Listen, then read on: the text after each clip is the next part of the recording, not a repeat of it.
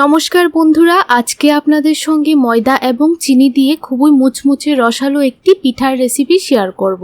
এই পিঠাগুলি দেখতে যতটা না সুন্দর, খেতে তার চেয়েও বেশি ভালো লাগে। খুব কম সময়ের মধ্যে এই পিঠাগুলি বানিয়ে নিতে পারবেন। তাহলে চলুন শুরু করা যাক। এখানে একটা বাউলের মধ্যে 2 কাপ ময়দা দিয়ে দিলাম। এখন দিয়ে দিতে হবে 1 টিস্পুন নুন, 1 টিস্পুন চিনি আর 2 টেবিল স্পুন সয়াবিন তেল। এখন ভালোভাবে ময়দাটাকে ময়ান দিয়ে দিতে হবে। ময়দাটা যত বেশি ময়ান দেওয়া ভালো হবে, ততটাই পিঠাগুলি খাস্তা এবং মুচমুচে হবে। দেখুন, ভালো করে ময়দাটা ময়ান দেওয়া হয়ে গেছে। এখন অল্প অল্প জল দিয়ে একটা টাইট ডো তৈরি করে নিতে হবে। সবটা জল একেবারে দিয়ে দেবেন না, অল্প অল্প জল দেবেন আর টাইট একটা ডো তৈরি করে নেবেন। দেখুন, একটা টাইট ডো তৈরি করে নিলাম। এখন ডোটাকে 10 মিনিটের জন্য রেস্টে রেখে দেব। ততক্ষণে আমি চিনির শিরাটা তৈরি করে নেব। এখানে একটা কড়াই বসিয়ে দিলাম, 1 কাপ দিয়ে দিলাম চিনি আর সেম কাপ দিয়ে 1 কাপ দিয়ে দিলাম জল।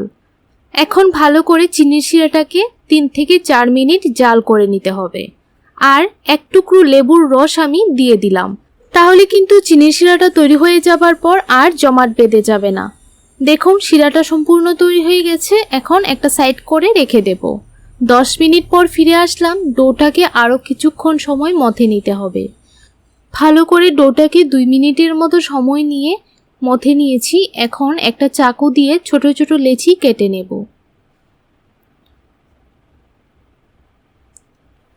আমি এখানে 5টা টুকরো করে নিলাম। এখন একটা টুকরো নিয়ে এভাবে গোল করে দিতে হবে। তারপর অল্প একটু ময়দা ছড়িয়ে দিলাম। ভালোভাবে হাত দিয়ে একটু প্রেস করে রুটির শেপে বেলে নিতে হবে। আমরা রুটি যেই রকম ভাবে তৈরি করি ঠিক সেই রকম ভাবে বেলে নিয়েছি। এখন একটা চাকুর সাহায্যে মাঝখান থেকে এভাবে কেটে নিলাম। অপর সাইডটিতে অল্প একটু ময়দা লাগিয়ে দিলাম। তারপর এইভাবে অপর সাইডটি উপরে দিয়ে সাইডগুলি এরকম ভাবে কেটে দিতে হবে। আপনারা একটু লক্ষ্য করলেই বুঝতে পারবেন আমি পিঠাগুলি কিভাবে তৈরি করছি।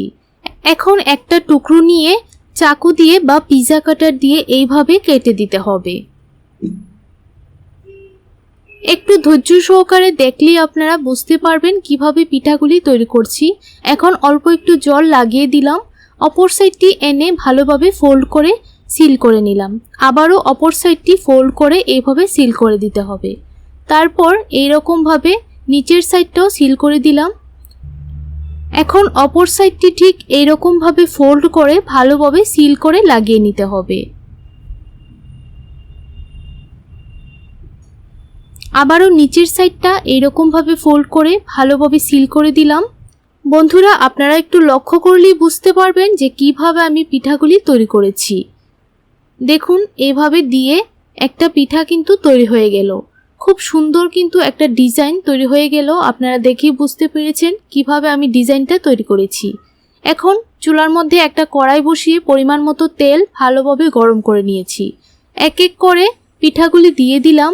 আর পিঠাগুলি যখন ভাজবেন তখন গ্যাসের ফ্লেমটাকে একদম লোতে রেখে পিঠাগুলি ভাজতে হবে। তাহলে কিন্তু পিঠাগুলিও খুব মুচমুচে হবে আর কালারটাও কিন্তু খুব সুন্দর আসবে। যখন এইরকম কালার চলে আসবে তখনই নামিয়ে নিতে হবে। এখন আমি চিনির শিরার মধ্যে দিয়ে দিলাম। চিনির শিরাটা আমি অল্প একটু গরম করে নিয়েছি আর চিনির শিরার মধ্যে অল্প একটু ফুড কালারও মিশিয়ে দিয়েছিলাম। আপনারা চাইলে ফুড কালার ছাড়াও চিনির শিরার মধ্যে দিয়ে দিতে পারেন। এখন এইভাবে উল্টিয়ে পাল্টিয়ে পিঠার মধ্যে শিরাটা ভালোভাবে লাগিয়ে নিতে হবে। সেমভাবে আমি সবগুলি পিঠাই তৈরি করে নেব।